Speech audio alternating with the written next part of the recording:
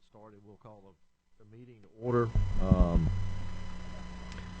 First meeting this year, and again, I apologize to the committee and to Director Turner. I know that we've tried to schedule this thing several times, but I think every time we had a meeting scheduled, it decided to have a little weather problems, snow and ice, so it has delayed us in getting together before then. But again, welcome to the first meeting.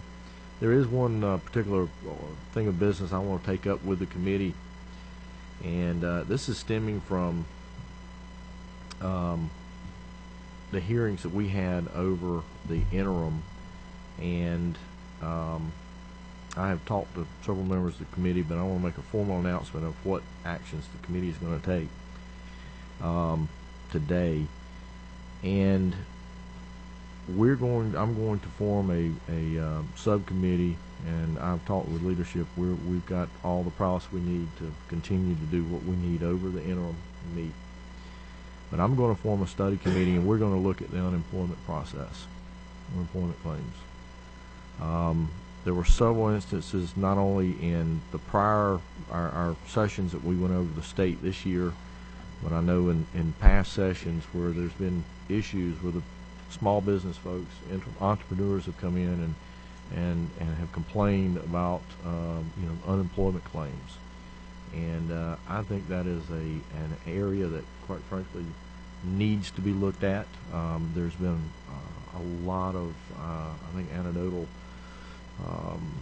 evidence that's come up, and I think it's significant enough that we need to look at this in detail, look at that whole area, and see what we can come up with, and maybe be prepared as we come into the next session to make any recommendations or changes that we may find or we may need as we go through the study.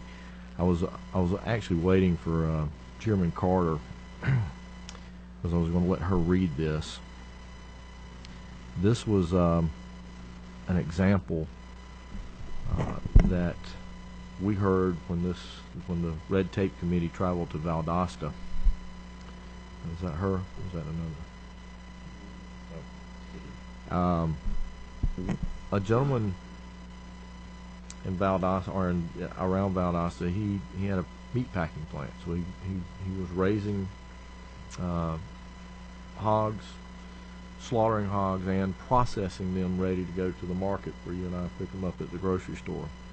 Had a very, very explicit policy of no drugs whatsoever. As he said, you can imagine what would happen when you get people in a processing room with knives, equipment, and they're doing drugs, and they were told they had random drug sampling. Well, needless to say, one of the employers decided that policy did not apply to them, and that happened in July of 2013. This is I'm reading it from an email from the Department of Labor regarding this very case that Amy received the other day, or she received a copy of it from that constituent in Valdosta. This is, again, from the Department of Labor. My name is Bruce Metters, and I work in the UI Policy and Procedures section of the Georgia Department of Labor. I was asked to contact you and advise you of the status of the employer's concern. The employer has been contacted and advised of the status of an appeal hearing that was heard on February the 17th of 2014. The appeal hearing was held, but the claimant failed to appear, and he was the appellant. He has since filed a show cause appeal request, and the hearing has been rescheduled for 3/12/14. Guys, there's obviously a problem in here when an employer who has done everything right, had procedures that expressly prohibited something, and we're approaching almost a year later, and there's still appeal hearings going on regarding this. I'm not sure, but the exact number, but the amount of attorney fees, legal cost. Plus, I'm under understanding that this gentleman has, who's filed the claim, has already collected unemployment. This is a big issue, and we've heard this time and time again. So with that, we're going to appoint a subcommittee. I'm going to ask Representative Tom Kirby, Representative John Pizzold to co-chair this committee. And I'm going to appoint to that committee Buddy Harden, Paulette Braddock, David Stover, James Beverly, Mac Jackson, and Valencia Stovall. I know a lot of these folks were diligent in showing up to the meetings and actually heard some of these issues that were out there. We also had another issue out of Savannah, if you remember, that had to deal with unemployment. And so we're going to get started with this. I'm going to ask that the chairs of this committee probably will schedule a meeting with the chair, and let's go over what we're going to do. But I want to make sure that through this committee hearing today, we're publicly putting this out, okay? And I want the input of of our business community in this as we go through and review this whole process. And I want us to do a very thorough, conscientious job and make sure that we're looking and make sure we've got the best policies in place regarding unemployment, because apparently it is a big deal, and it's costing a lot of money to our small businesses across the state of Georgia. With that, guys, y'all got the charge, and let's go at it. Okay. All right. With that, we're going to move on to the main course for the day, and it too has spun out of many of the members here who have been on the Red Tape Watch and who have traveled across the state. A lot of the issues that we have heard, in fact, I would say probably the vast amount of complaints that we have heard from people, has to do with environmental issues, bar none. And I know that's a very complex issue, but a lot of times these constituents come in and they're like, hey, we know a lot of this is federal. And you almost feel helpless from a point of view of what we can do and what we can't do. How do we discern what we from the state of Georgia have the authority and the power to change, what policies we need to look at, or what we can do, versus what are federal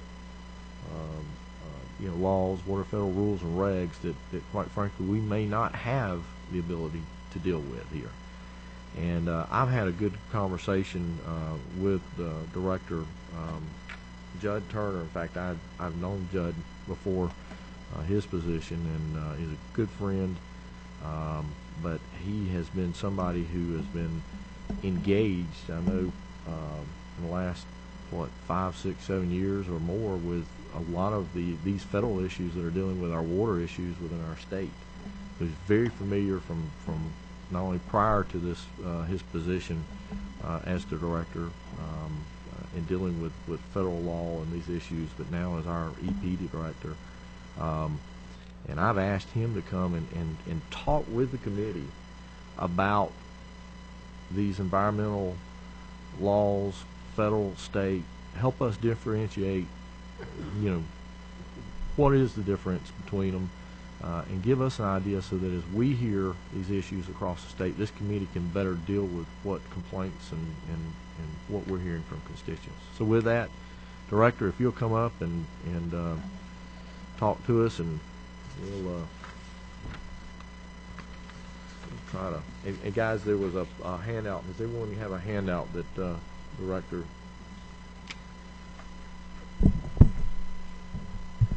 Mr. Chairman, it's good to be with you and the members of the committee this afternoon. David didn't tell you that I'm his constituent, so there's more to this story than meets the eye. So it's good to see him at work for the what district are we? 126? What 130 changed on us? Yeah. So at any rate, let me start. What I'm going to get to what is in this handout. What this handout is what we presented to the Board of Natural Resources last month about some changes that we're going to do related to how we have been managing one of the National Ambient Air Quality Standards, the ozone standard, and what sort of flexibility we've carved out, and we're going to pull back some regulations we had to put in place under the Clean Air Act. But I want to use that to sort of, on the back end of this conversation, as kind of be a real live example of how this cooperative federalism arrangement works. But let me start with a broader view of sort of the big federal environmental statutes that we implement at the state level. And I can't under sort of sell this point, because it's real important, I think, for all of us to remember, and that is that whether it's the Clean Air Act or the Clean Water Act or some of our hazardous waste cleanup statutes, they're undergirded by what we call, for short term, cooperative federalism. Meaning when Congress passed these, as big as EPA may seem as a federal bureaucracy, and as much as we talk about having to pay attention to what they say, and I'll explain why that's true, the whole system is built on the states implementing, passing their own statutes where necessary, their own rules and regs where necessary, to implement those statutes. And frankly, Georgia was one of the first states, certainly in the water space, and I think in other spaces, to go out and get this position of having delegated authority, meaning when we issue permits at the state level, whether it be a discharge permit, an NPDES permit to allow an industry or a municipality to discharge wastewater, obviously after having been treated, but into our streams and rivers, that permit is coming from EPD. It's not coming out of Region 4 in Atlanta for EPA. Same is true on these air permits. So what we talk about economic development and the impacts that environmental regulation can have on economic development, it crashes all together at EPD, whether we like that or not. That's sort of the balance that these statutes anticipated. Now, there's a natural tension, I think it's a good one, between those of us at the state level. In many of the states, I'll be with my counterparts across the country shortly, and we talk a lot about this. Many of us, and this is true in Georgia, I mean, the authorizing statutes creating the Environmental Protection Division, the mission statement of the Environmental Protection Division within DNR, and the authorizing statutes behind the creation of EPD, all require and charge me as the director and the agency as a whole to take a very balanced approach, both environmental protection, which is a preeminent concern, and consider among the suite of things we might do to protect the environment, to consider those impacts to industry and to jobs. So we make no bones about that. I mean, we don't apologize for that. We kind of we talk about this a lot within the context of EPD. I mean, we start with health and human safety, and then we drop down and think sort of, okay, we've got an issue we've got to deal with. Whether it's on the enforcement side or on the permitting side, what do I need? What are our options that will be protective? If it's a waterway, will be protective of the river. If it's air, that will be protective of the air or land.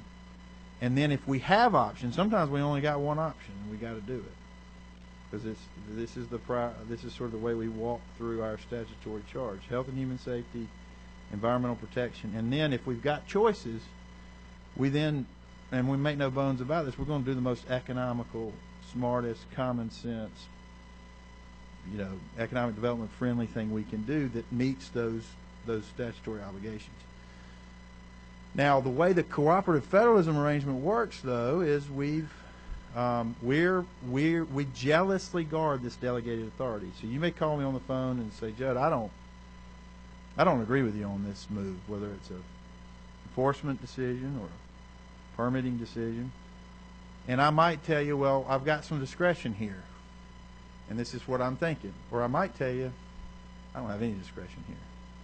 The federal law is clear on this. And I'm boxed here, and this is just the way it works. I may tell you, it doesn't matter what the feds say, this is the right thing to do. And we're going to do that. But there is, so in real life, the way this plays out is the EPA is not writing your typical permit. We are. And many times there have been questions over the years as I've been in this space about, well, why don't we get out of this slice of regulation? Maybe we should roll back this whole code section.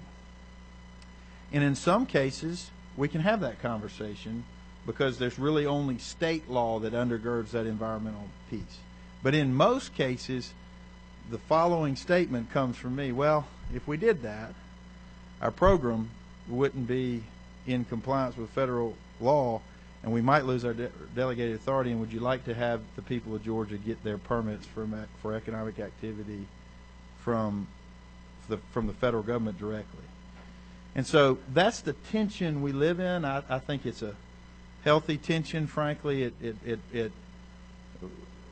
Again, we spend a lot of time doing this sort of balanced job.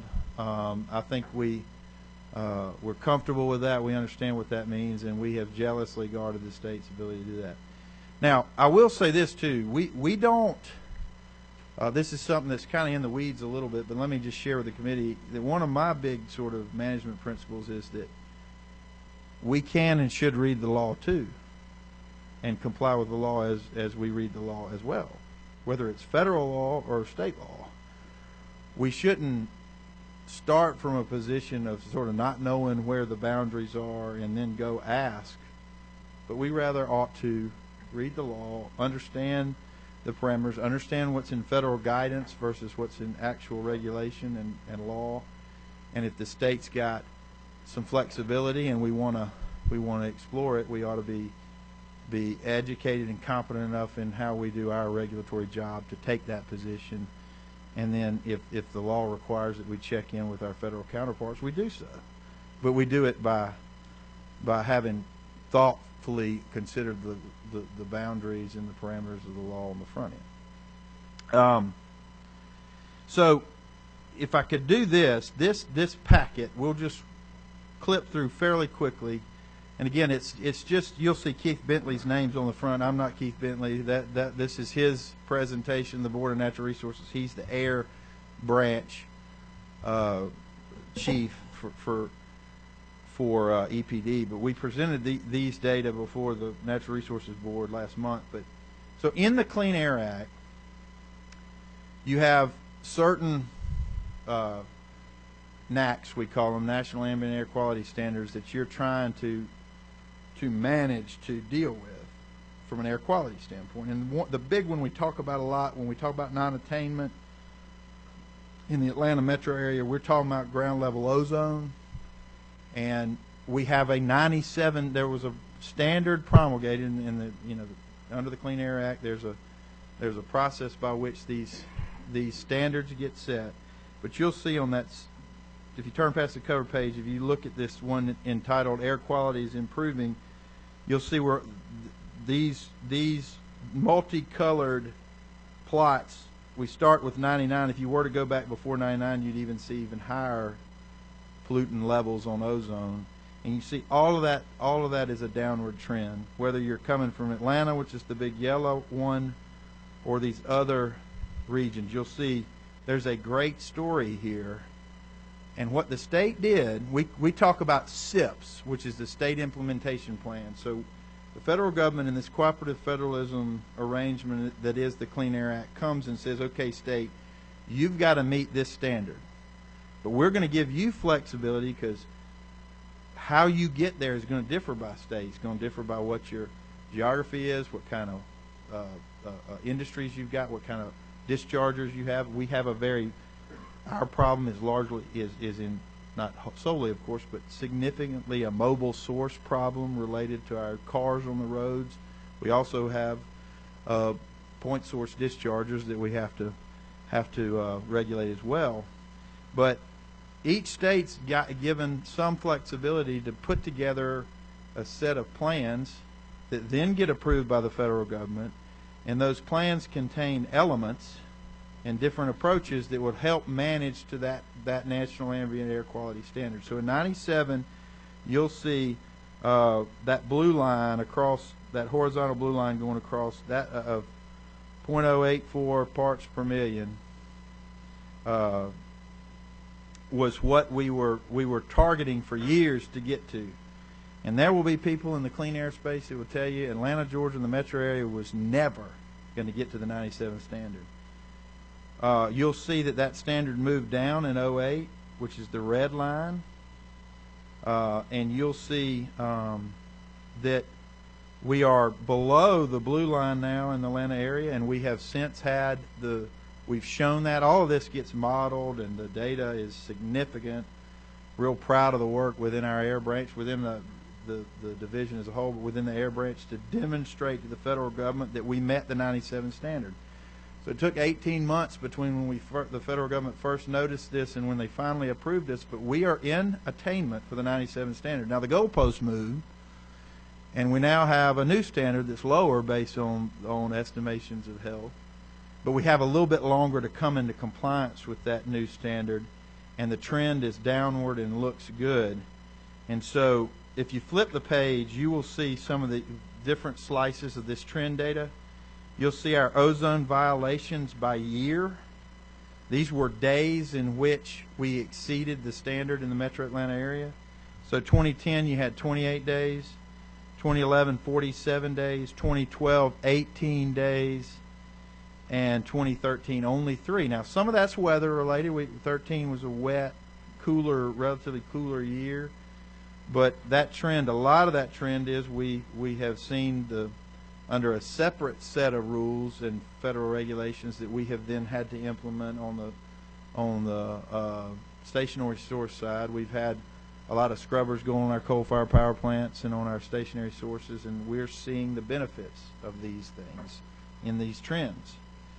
So the next slide, slide 4, you'll see NOx, what we call NOx emissions reductions. That's one of your main drivers in the creation of ground level ozone.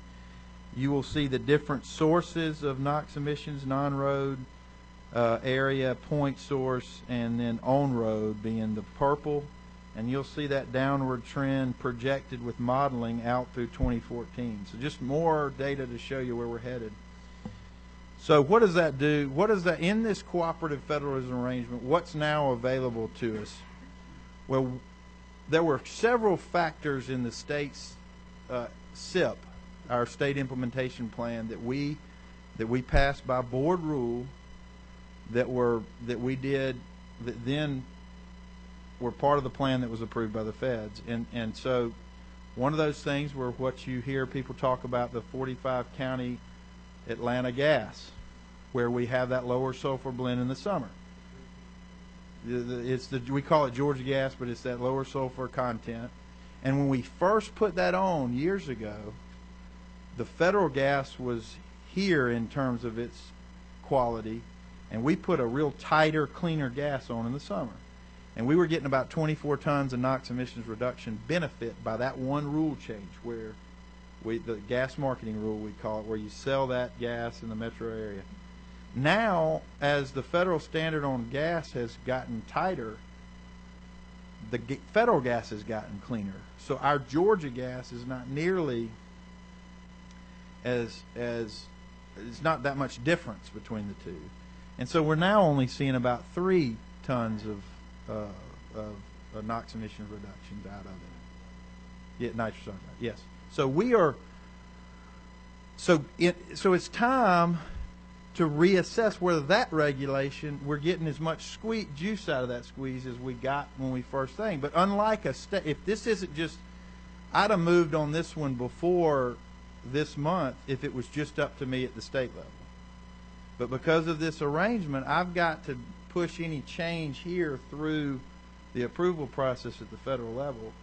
And I had to say this to folks that were some of you that may know folks, I don't know where everybody's from, but Jones County, Georgia, if you talked about this issue around folks from Jones County, they really have been focused on this for a couple of years, because they're right on the edge of that 45 county thing. They see it. They look at gas in BIB that's actually cheaper for other competitive reasons, and it really frustrates them. So the small businessman that owns the county line store, and his competitor across the street is 10 cents cheaper on the gas because of the fact he's got to buy the Georgia blend and his competitor across the street doesn't. I mean, that frustrates the fire out of it. And so, but we couldn't just make that change, right? I had to wait till we were back in attainment, and instead of being under the microscope for being out of attainment, we're back in attainment, and we can have a conversation with the federal government about, okay, we did all these things to get in attainment. I'm going to show you this data about what we have to show. It's not just me on a hunch and a guess saying, hey, we can get rid of the gas rule. We actually model these things without the gas rule and do a demonstration that, hey, we got all this thing going in the right direction, and we can afford to use some common sense and pull back. So one of the things we did was we looked at the gas marketing rule, and then we have some other rules called Stage 2 on the gasoline dispensing. You know when you go to a gas station and you pump and you got the little nozzle that catches those vapors, there's a picture of this. If you flip to 7, you'll see the 45 counties I was talking about where the gas rule applies, and then if you and you'll see that next page beyond that map of the 45 counties, you'll see the discussion of the difference in the gallon of conventional gas depending on the time of the summer. It's 3 to 7 cents difference typically. But if you look at gasoline dispensing, a separate part of our rule that we're going to pull back, you can see, and a lot of people are amazed by this, it's kind of amazing to me, we're keeping those gas fumes from going up in the atmosphere and contributing to the air quality problem. And we're catching those, and you have a system that takes those vapors and returns them back to the storage tank. Now, we have to phase this out because you can't just rip and one of the reasons we're able to do this, and the federal government agrees with this, is now most cars, as the fleet shifts over, have vapor recovery in the car. And it's actually worse to try to do the vapor recovery system with the vapor recovery system in the car. So ultimately we need to phase this out. But there's some work in modifying the dispensers so that we don't do that. And you can see that's one of the sets of rules and regulations that are on our gas stations and our systems all across. And we're able at this stage in the game to pull that back over time. We're also I listed there's some other minor changes, but one of them is the kind of windshield wiper fluid you can use. The vapors related to that have been regulated, and we're going to be able to pull back on those. Some people are excited because they think maybe it won't freeze up on them like sometimes cold weather does. But the last thing we're able to do is look at some tweaks. If you look at the front cover page, I don't think I have a slide on it, but and this is something that came up in the legislative process. I think it came up more on the Senate side, but a couple of years ago there was this question about using generators for data centers and being able to test, doing their test to go off grid and test and make sure those generators are in place for a data center were it to lose power. And those generators are often, I think, diesel generators, and they have emissions. And so we had there were some problems, and this was really impacting the ability to recruit data centers to the metro area because we were in non-attainment, and we just, the fear was we didn't have room in the grid to accommodate those landing new data centers. Of course, other than that, Atlanta's a really attractive place to go put a data center. So we were able to look at that and show that with a bundle of these changes that we have proposed, if you look at, I guess, your second to last page, you're going to see a set of bar graphs, both on VOCs and on NOx, volatile organic compounds, what VOC means. These are the elements that create ozone. You can see where we are under our existing situation and where we're headed without rule changes or with rule changes by 2014 and 2024. So you see what that first bar shows us where we were in 08. and we're on this downward trend. And the difference between the green and the red and the blue and the purple is very small. So we're still going to see great benefits over the period of time to our air quality. And the difference between keeping these regulatory provisions as part of our maintenance plan to keep our air quality versus letting go of some of them that don't have the return on investment, you can see in what we've been able to demonstrate. And we have to go demonstrate that. I don't just get to make that decision in the ivory tower and get the board to approve it. We've got to kind of prove it. And so we are in the middle of a promulgation process, which you'll see on that last page, and these changes should be final at the board meeting in March. But it was just the timing of this particular example I thought, Mr. Chairman, might be helpful for this committee to see how we take a big federal statute that deals with our air quality. We've got all this suite of things we have in place to meet that air quality. Of course, there are many more things in our plan than these, but these make sense that we can kind of roll back, and we can roll them back at this time. And frankly, we had to say, this was an example where there were a lot of small businesses very frustrated with us in these rim counties where the distribution to get Georgia gas is more costly, where in some cases they don't have a lot of competition on the gas side, so their prices were really starkly different than neighboring counties. And there was a lot of frustration. And we had to say, I hear you, help is on the way, but the way we got to do this, I got to get officially designated in attainment under the 97 standard, and then go look at these things. And we did that, and we followed through when we got that official redesignation in the Federal Register. So just a sort of a example of what we do and how we do it, but I'm happy to talk water or anything else if the committee's got questions or questions about the air piece. Yeah, and well, right, this has been very helpful, and I want to go back and make sure that I'm understanding something, and I want the committee to, again, pipe in with questions. You've got one of the most knowledgeable persons here to help us understand this so that we understand what we can do and what we can't do. But one, I want to make sure we go back to the piece. These acts, the air quality, I want to make sure we understand these are federal acts. So I want us to repeat it, make sure we're hearing it right. If we choose not to do this and act within it, in other words, at that point, then the feds will take over from a perspective of we will do it. We maintain this thing we call delegated authority, where on the permitting side of the house anyway, we are, and of course on enforcement too, but on the permitting side, we're managing our own house, we're issuing those permits. There are, of course, consequences to being out of attainment under the federal statute that are also something to be aware of, and you can't just avoid those consequences. For instance, federal transportation dollars are often tied to approved plans towards getting your air quality under control. So if you say, hey, I don't care if the feds issue the permits, I just want Georgia out of principle to be out of this business, you know, there are other strings that come along with having a program in which you are cooperatively working towards these federal statutes that you want to be mindful of. But the point being here is either we have at the state level our EPD, that's right, being the face of this, and at least having that initial shot at it, or if we, from a principled point of view, or people say, hey, we want to get out of the federal business, this is one I would say that we probably don't want to do it, because they'll just come in and they will do it for us, is what I'm hearing you say. Absolutely, and I think that one of the things I have come to start saying around as I've been asked this kind of question is it's not really a matter of whether government is going to be involved in this space.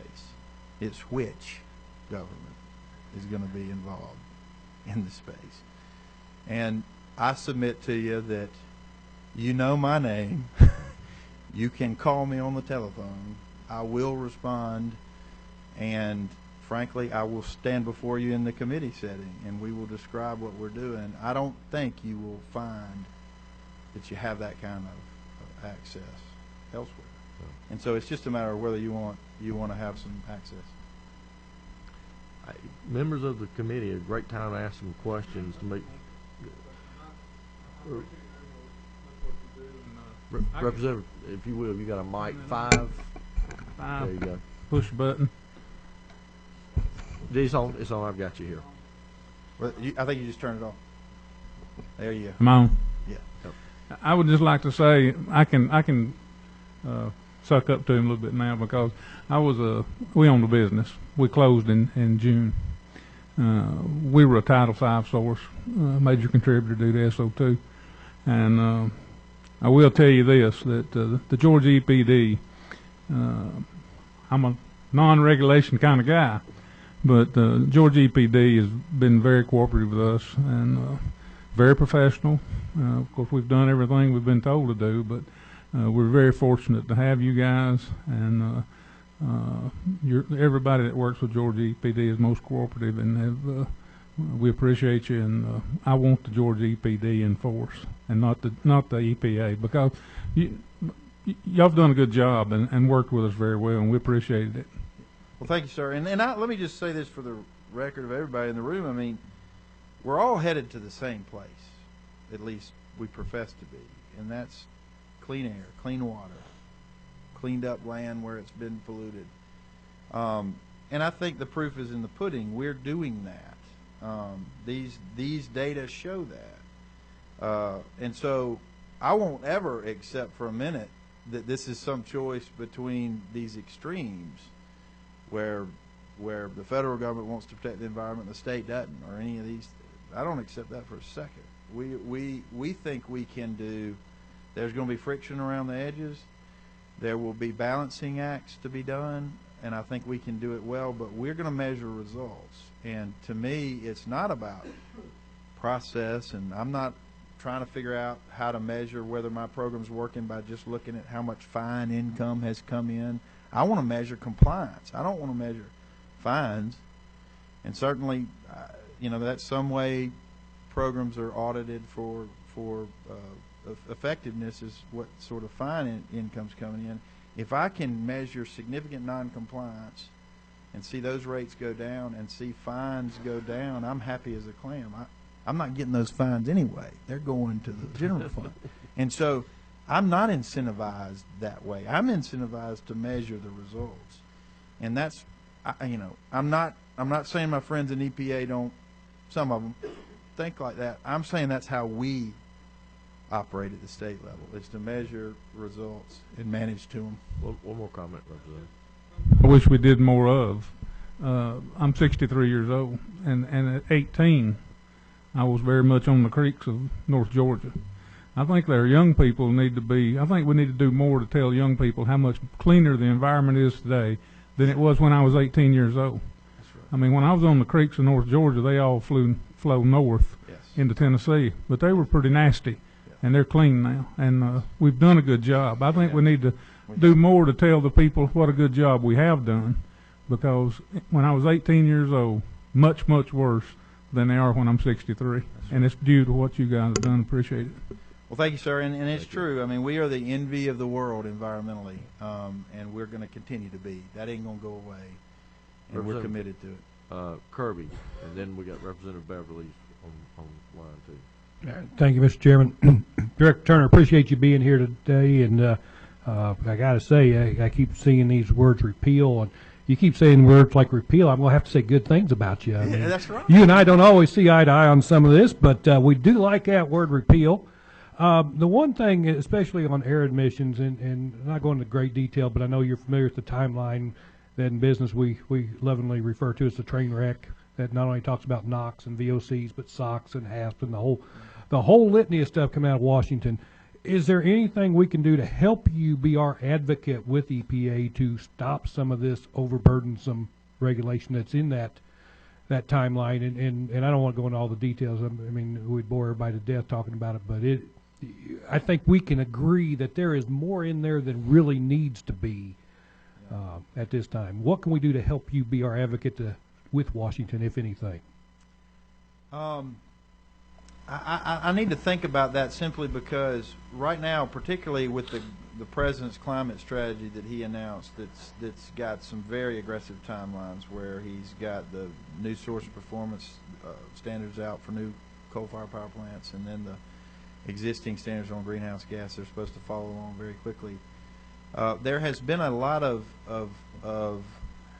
requests for the states to weigh into how to do that, because this is put your politics aside around greenhouse gas. This is not one of these NACs.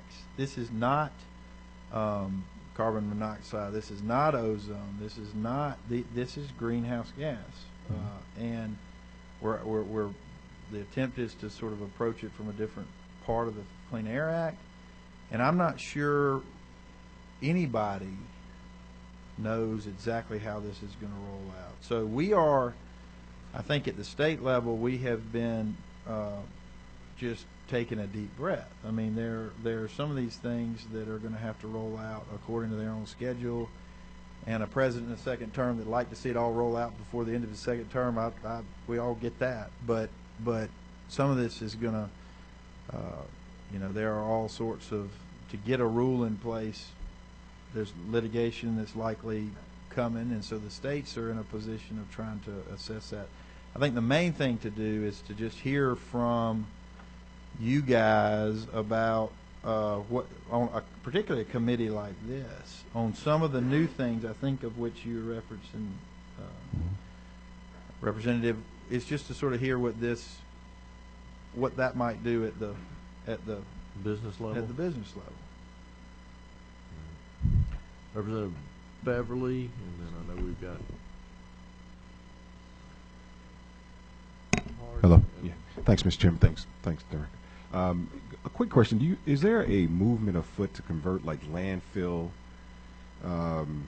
substances into sort of renewable energy through fuel, and would that actually help bring down some of the issues that we have here? Is it because there's been a lot of stuff sort of in the Northeast is being talked about, converting landfill. Catching the methane exactly. and using that. And not just the methane, but actually taking the trash and converting that into natural. Well, we have all these old closed municipal landfills in many cases that are unlined, and so we are seeing the market develop on the recycling side, some of which I think gets towards fuel, some of which just gets to product. I remember when I first got this job, someone told me, you got to have the market on the backside of recycling, or all you have is sorted piles. Mm-hmm. That's right. The good news is I think we are seeing a store. If you were to go back, I don't know, this is really before my time, but when we were really worried about how many years of landfill we had, and we were worried about outstripping those landfill sites, was prior to what we're seeing now, which is so there is some of that. I'd have to get you more information on how far along we are, but it's happening in Georgia as we speak. Representative Harden, 16, and then Thank you, Mr. Chairman. I just wanted to say, of course, Representative Kirby and I both have worked with the director and EPD last year on an inert landfill bill and I just want to reiterate what he has said. We need to keep this at home because we were able to working together, some things that, we probably couldn't have done had we had federal oversight rather than state oversight. That was on, and then this year we've looked at brownfield areas that the department has worked very well with us. This air quality is good. Water conservation, as you all know, I've got a little bill I've been working on, and with water quality, and through the input of a lot of representatives and the director being able to work with us, I think we've come to a point where we've solved most of the problems with that issue. But the one problem that I've had that the department tried to work with us on that we couldn't do anything about was where an endangered species was declared over on the Oak-Mulgee River, which is also in my district. And we tried to get our fishermen some help on that, but because that was totally under federal control, we couldn't do a thing. So I just want to reiterate the fact that we keep it at home. We've got a whole lot better opportunity to manage it as we think it should be managed, and we've got people to work with. Just wanted to say that. Thank you. Thank you. All right. Number 12, Representative Bratton. Hello? Oh, it's working. Okay. So this is just in relationship to gasoline, not LP or propane or any of the other. Right, it's your Okay. gasoline for cars. Okay. So the gasoline marketing doesn't apply to LP or propane? I do not believe, no. Okay. Thank you. Representative Jackson. Thank you, Mr. Chairman. I just want to say thank you for bringing this before us, and thank the chairman for these kind of listening sessions that we have here. And we want to make sure we get your car. It's good to know that we've got a friend at DPD. Sure, absolutely. And I want to make sure the committee, and one of the reasons that I wanted the director to come and talk to us is that, you know, when we're out listening, a lot of these issues in which, quite frankly, unless you're maybe in an industry, okay, maybe you're in the manufacturing industry, or you're somehow in transportation, or we're not aware of some of these federal, you know, acts that are coming down here. And so what we get is a feedback of, oh, I couldn't get a permit, or I can't do this. Guys, we've got to have enough discernment in this issue. Look, I think most all of us can agree, whether to what degree or not, that there are a lot of federal things that are coming down that are affecting us that we have no choice in, okay? And I'm not saying we don't want clean air or you know, a clean environment, but to the degree that is something we're saying, hey, back off. We're seeing this, just like Representative Harden said, in the endangered species.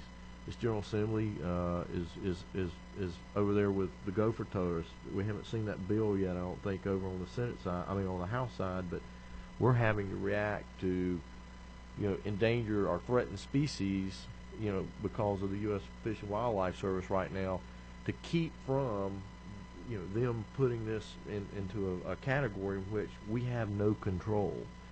And that's what I want to make sure that we're doing today with the director here, is to make sure we understand his role from this environmental point of view. And guys, this does affect, you know, you think about the factories, and as we're trying to get business into Georgia here, okay, you know, the permits, you know, the air permits. So if it's manufacturing, and we're dying to get more of that here, you know, where do they locate? Can they even locate in what was once an area that was a non-attainment zone, that maybe it's gotten to the point where this may be, you know, again, Director, I don't know the full details, but it may be easier to attract business now that now we're up under a certain level than it was. We still may have some issues that we may Still got to have room for them, but yeah, we have room for them. From a marketing standpoint, it's incredible. That's the issue that I think we all need to make sure that we're understanding from this committee point of view, is this does affect all of us and our constituents in the businesses. And again, you could probably name more of them. I mean, from a manufacturing process to, you know, engines, the standards on, what is it, the diesel engines, what's the tier engines, the diesel. Yeah, and those are all federally. Those are federal things that, again, but I want this body or this committee to make sure we're understanding this whole process so that we hear things. And I know we're getting close to time, and again, anybody can walk out at 4. I'm not sure we've got a committee meeting behind us, but if you've got a few minutes, I'd like to make sure, you know, Director, how should we, as a committee, when we hear constituents, especially on the red tape watch, we had probably one of the most detailed testimonies in Macon, Georgia, when we started this. There was a business that actually was doing military contracts. A lot of the material that went into a lot of the aircraft. Were you there, Representative? And this guy was basically at the point of he was about to shut this thing down. He said it's not worth it anymore. But the investments that he had to come in and make to be in compliance with these things was, you know, he said it's not worth it anymore. Right. And they're sitting there trying to hire employees, build business. Some of the things, though, and I want us, before this committee breaks, is I want us to talk with you about what can we do from the state point of view to make sure that the interaction we're having with these Georgia businesses is the best it can be. For instance, he said, I think in that one, that one was, you know, we may have had one inspector and it changed. So all of a sudden we're getting, and I think, Director, me and you have talked about this on another issue that we have. Yes. How do we help you make sure that we're being consistent such that you know, there are no gotchas, so to speak, like that? And is there anything that we can do and help you in that regard? Well, you certainly can. I mean, this issue I have on this that we talked just briefly about, the emergency generators for data centers, was put on my radar screen. I don't think it was on the Senate side, like I say, but that was brought to me as a pinch that was pinching us in the ability to locate and recruit the siting of data centers in the metro area. And it's easy to start from my point, which is, can't do anything. In a non-attainment area, we're stuck. The answer actually was, and this just happened to work out this way, we're actually pretty close to getting back in attainment, and once we do, we're going to have a little bit more flexibility in our maintenance plan, and we think we can fit some adjustments. So that was brought through the legislative process. We had to work on it. It took us 2 years to fix, but we were able to do it. The other thing on the enforcement side, I mean, one of the things I stress a lot, but you all know we've had our budget cuts and our management issues as well, and this drives me crazy, but if a lot of times an inspector will go on, it could be a state law issue, could be a federal law issue, could be one of these combined, and one will say, well, you know, these are what I really care about, and then the next one comes out the next month and says, well, I don't care about those, I care about these, and that drives people crazy. And you ought to tell me about it. I mean, if it comes before this committee, you ought to tell me, hey, Judd, we heard of this, can you look into it? And in some cases, what I will ask of you is to hear me out when I call you back and say, okay, yeah, there may be some difference here, but this is a problem and we've got to deal with it. And in some cases, I may be calling you back and saying, I need to ask for a little grace here. We're going to fix this, but we've had a little inconsistency in the application here. In other words, you can't fix it unless you don't know that it's broken. I got to know this broken, and then I got to come back to you and tell you what's really going on. And some cases we're going to have flexibility, some we're not. But I believe this is one of my little talking points, and I really think it's appropriate for this committee. I believe most people want to comply with the law. Most everybody wants to comply with the law.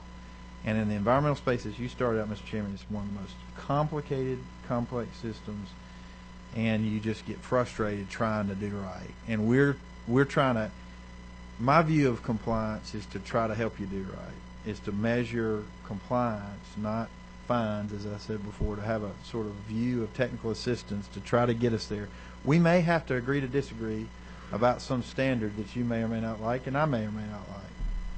But beyond that, we ought to do our dead level best to be consistent in how we would determine whether you're in compliance and help you get there. And that's what we're trying to do. Director, is there any other thing that we're working on or you're working on around the state that fits this bill where we're sitting here up against federal? Let me think about that. I tell you, on the way over, Russ Pennington, who works for me, if you can't get me, you can always get Russ. Russ said to me, Judd, I was going to send you a letter, Mr. Chairman, with all of this in it, just as a report to this committee that, hey, we know you're out there keeping a keen eye on sort of the regulatory burden and asking the question, what's no longer necessary, what can be pulled back. We really were thinking about you guys as we were moving forward with this. So we were going to report this to you, and we just got the opportunity to report it. But I'm happy to sort of memorialize that and send it to you. But we'll look for those other opportunities, make sure you know. But it may be that you send us something that we say, you know what, this is one we can take a look at.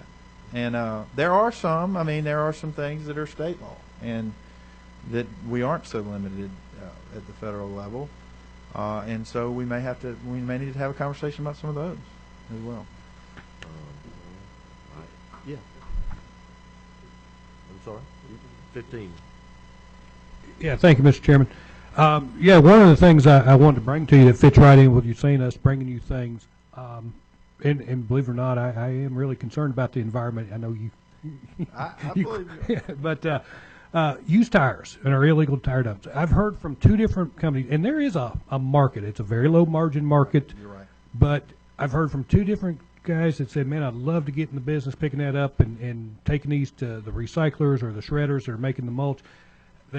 They're saying the regulatory or the requirements to get allowed to be the EPD guy to pick up these tires is more than they can stand. So if that's one I would like for you to look into and see if, because we don't want them to go dump them from point A to the river over here in point B and hide them. We want to make sure these are reputable people, but two different companies have said that's just too much to get involved. We'll look at that. I will tell you that we often want to be careful about that because we do have some graft in that program. We do have some folks that get paid $1 to pick them up and then dump them on the back 40. And so we do care about who those folks are, but we certainly want to make it as easy as possible to have more folks. I mean, the margin is very small, as you know, and I don't think there's any problem with more the merrier, as long as we can make sure they're the kind of folks that are going to do the deal.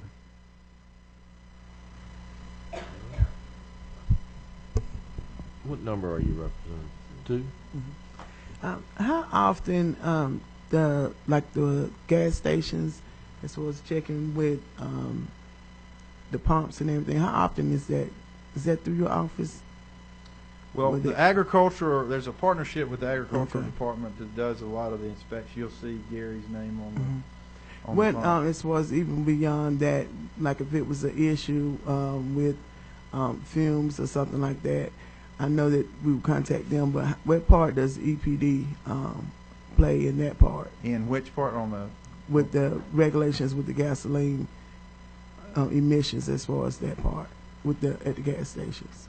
Yeah, we're pretty integral in what those standards are. Obviously, we're pulling back some of the stage 2 requirements as we talked about here. There's also a whole other program. I don't know. You mentioned emissions, but we run the underground storage tank program. So the fees that are paid to support basically an insurance program, if you will, to fund the cleanup of leaky storage tanks at gas stations is administered by EPD as well. Okay.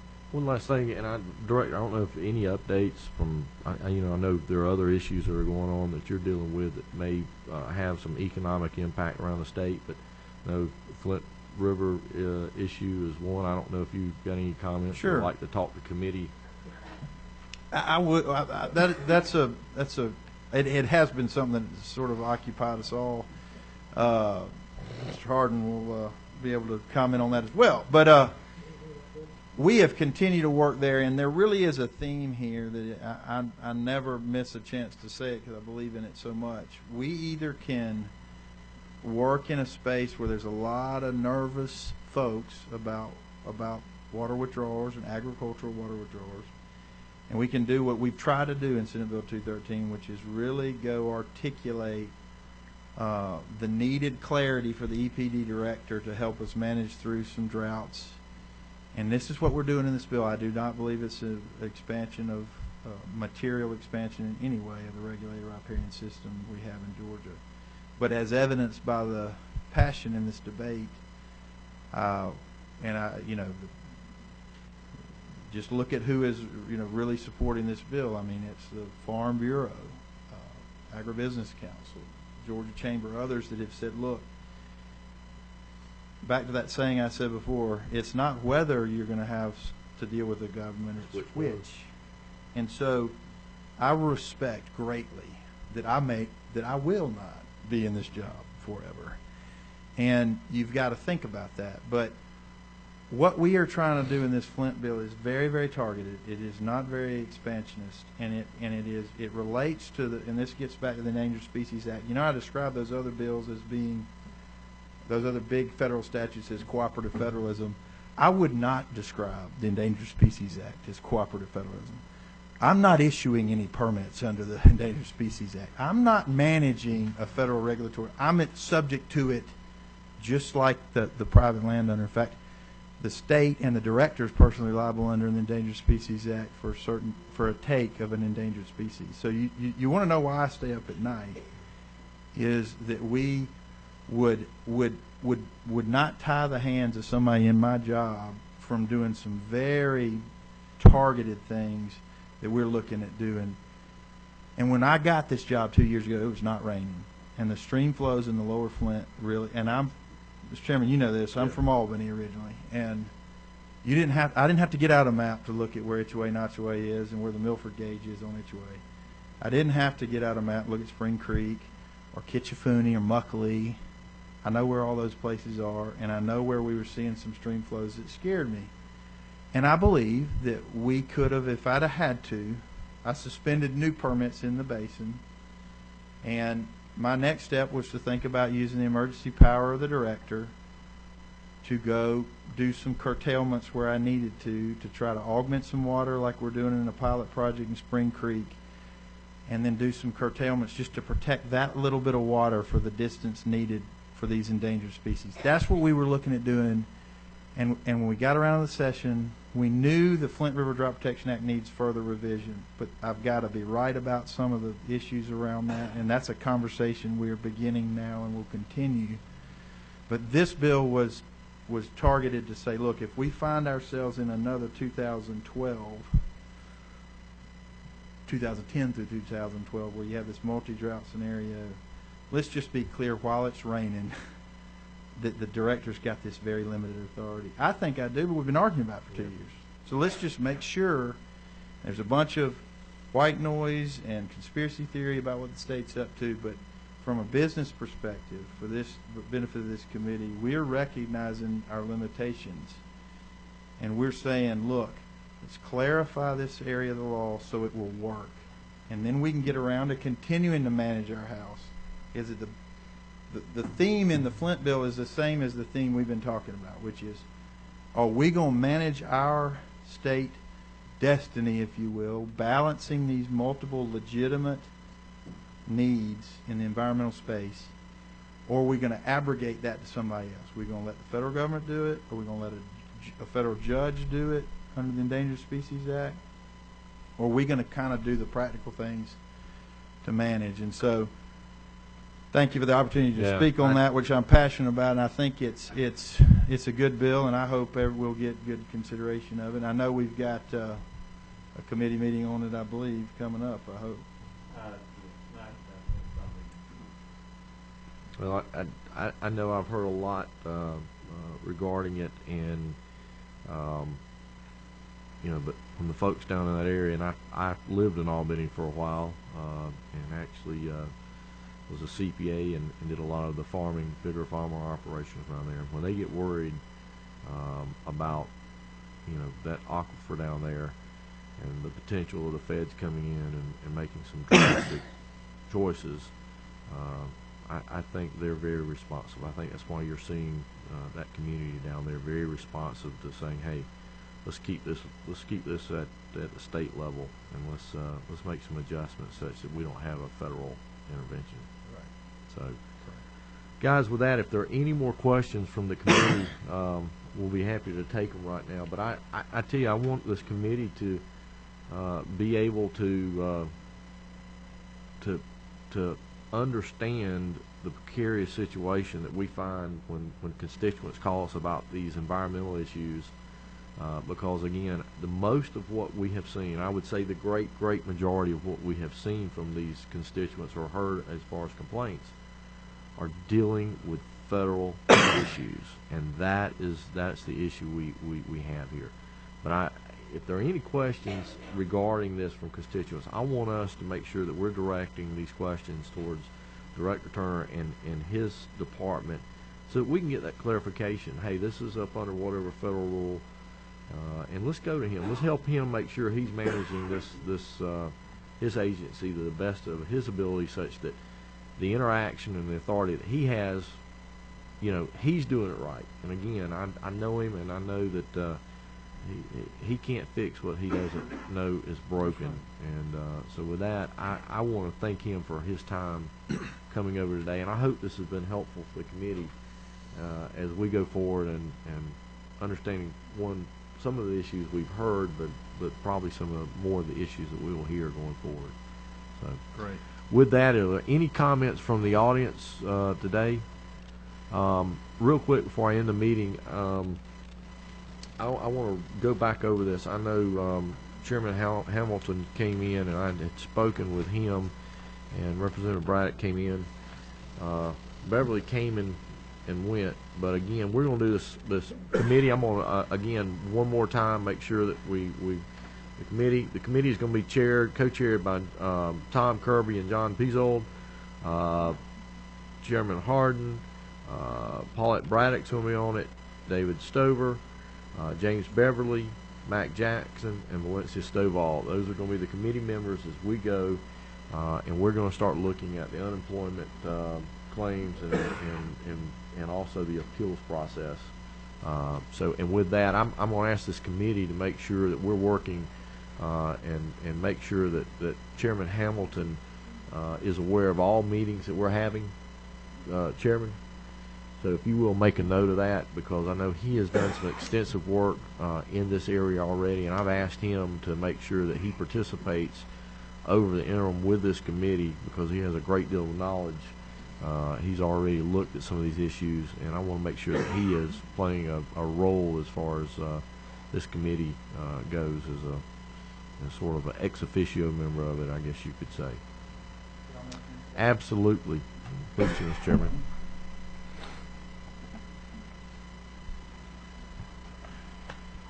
To members of the committee, my involvement in unemployment wasn't intentional. It's just how I happen to have a business that deals with it on a daily basis. So I've learned a lot of it by involvement in it. And I'm also chair of the Industry and Labor Committee, which is where that legislation comes from. And we've seen some legislation this year.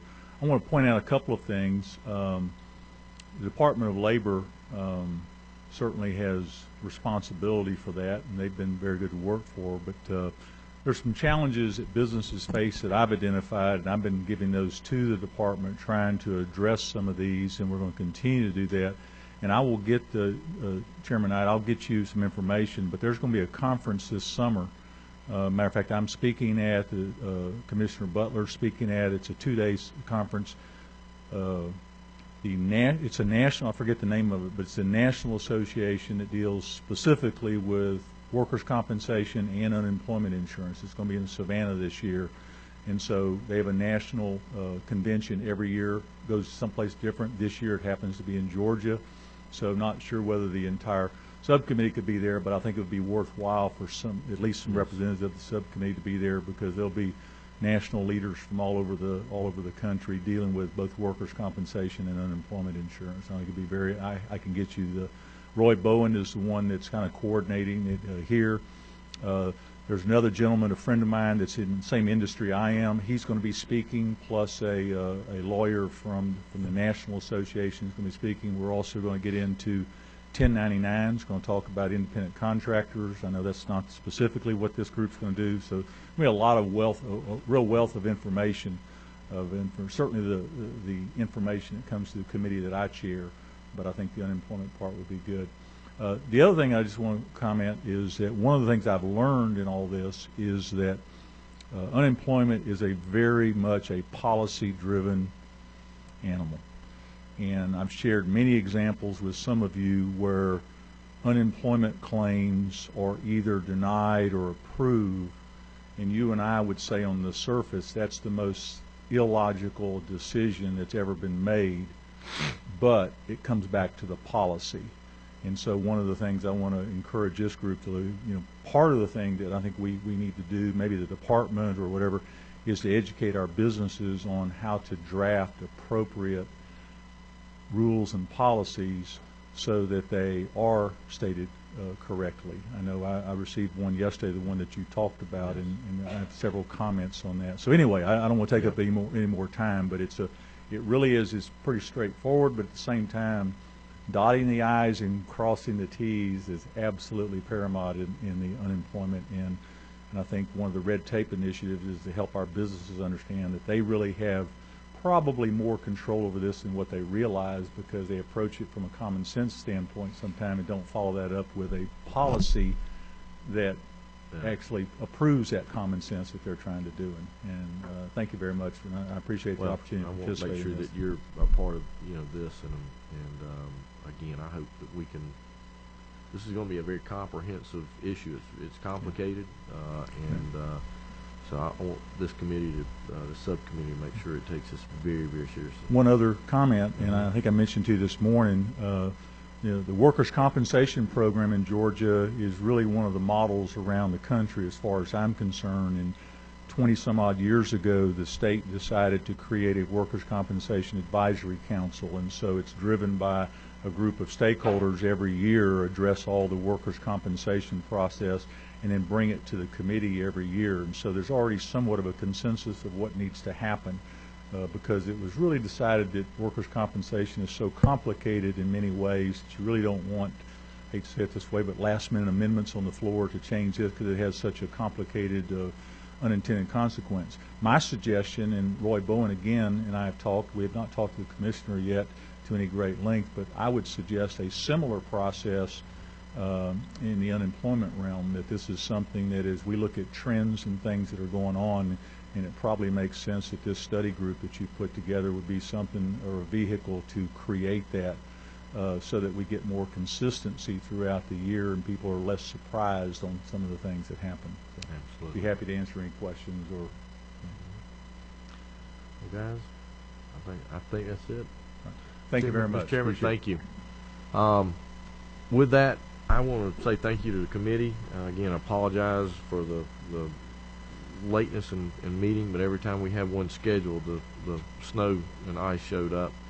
But we're probably going to have another committee hearing. I think there's another item that we're going to discuss, and I'll let the committee know when.